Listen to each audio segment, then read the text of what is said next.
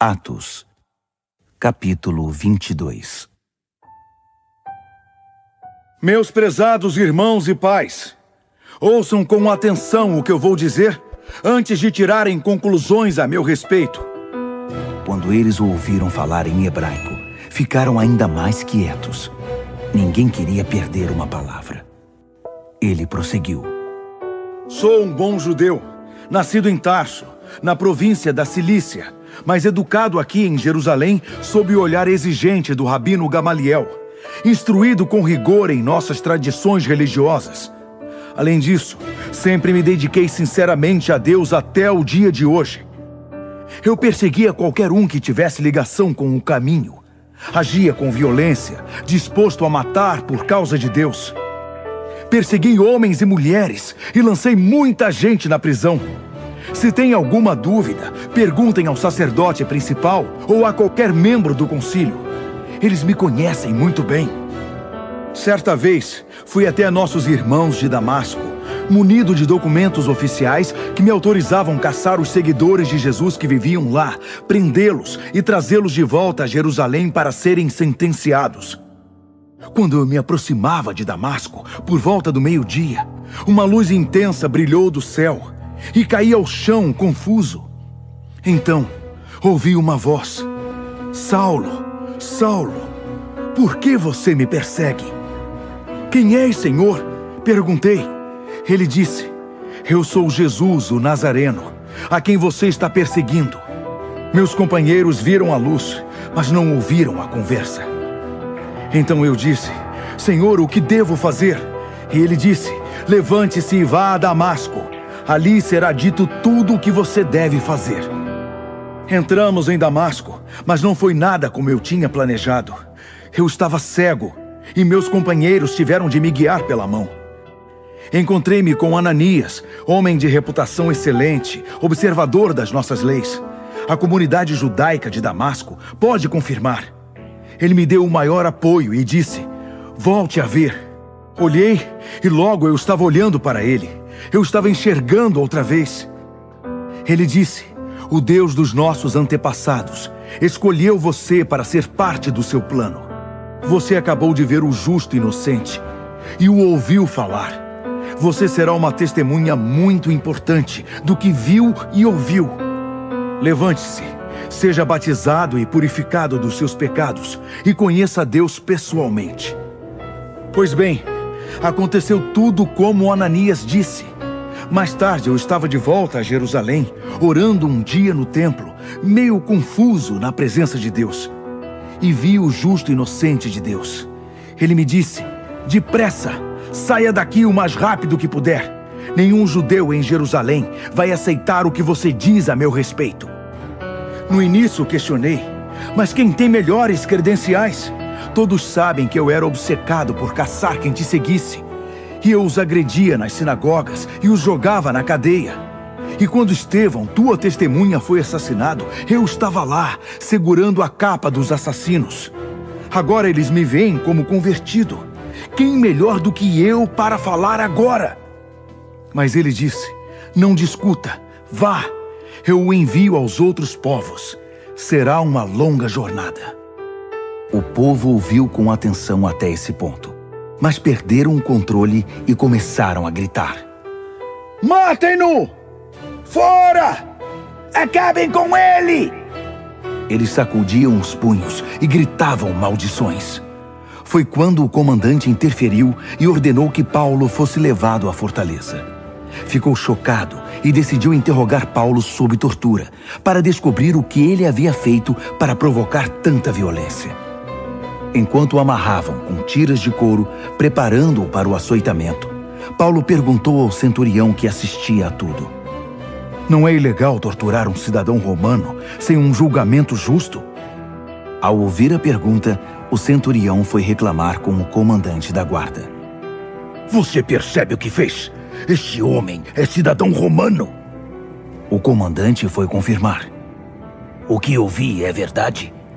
Você é cidadão romano? Paulo respondeu. Claro que sim. O comandante ficou impressionado. Tive de pagar uma grande quantia de dinheiro pela minha cidadania. Quanto custou a você? Nada, disse Paulo. Não me custou nada. Sou cidadão desde que nasci. O interrogatório foi suspenso e o comandante ficou muito receoso. Havia ordenado prender um cidadão romano e chegado muito perto de mandar torturá-lo.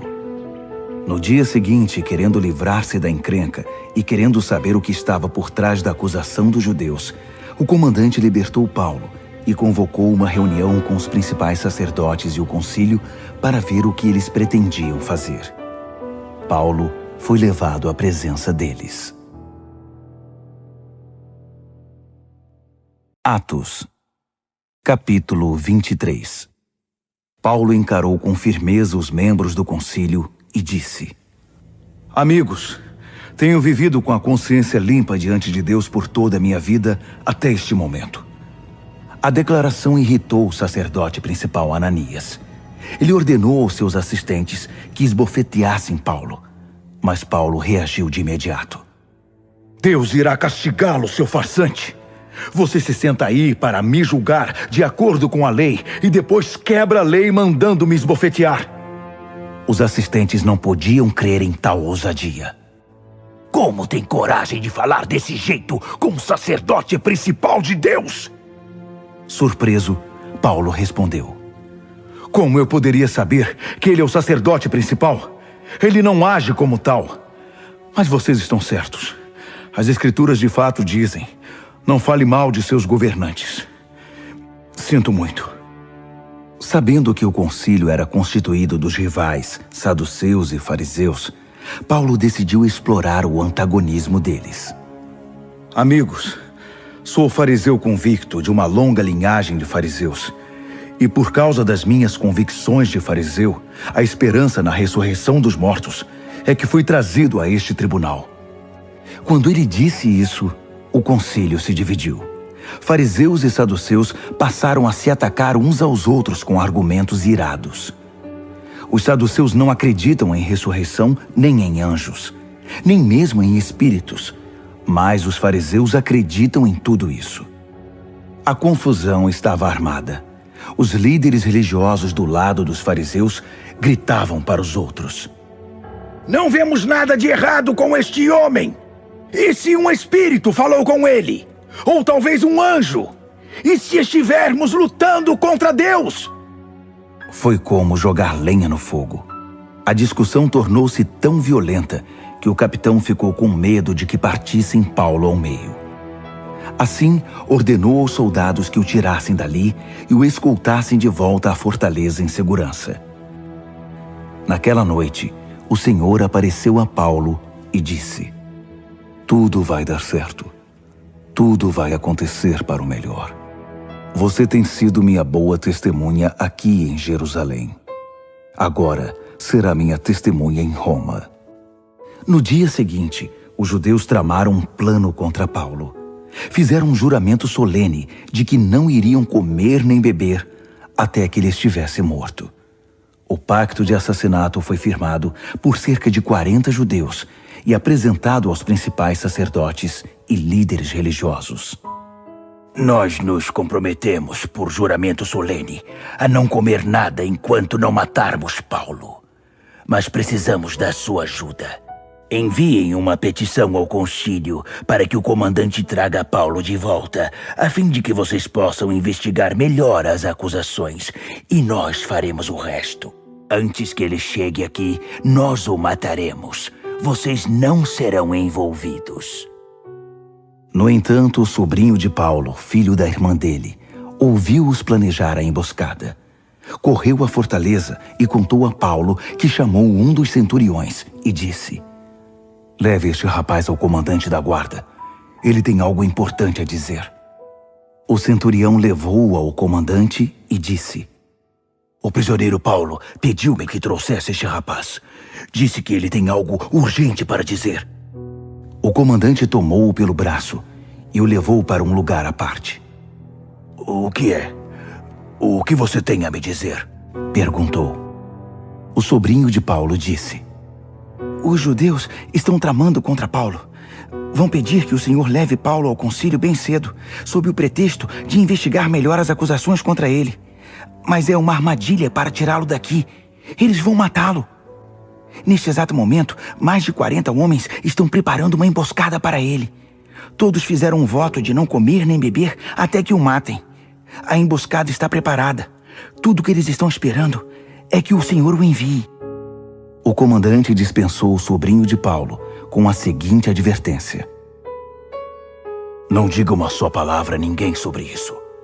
Em seguida, chamou 2 centuriões e ordenou: peguem 200 soldados para ir imediatamente a Cesareia e também 70 cavaleiros e 200 lanceiros. Quero-os prontos para marchar às 9 horas da noite. Vocês vão precisar de 2 mulas para Paulo e a bagagem dele. Vamos levar esse homem são e salvo ao governador Félix. Depois, escreveu a seguinte carta: de Cláudio Lísias, ao muito honrado governador Félix. Saudações. Resgatei este homem de uma multidão judaica. Eles o prenderam e estavam prestes a matá-lo, quando eu soube que ele era cidadão romano. Então enviei meus soldados.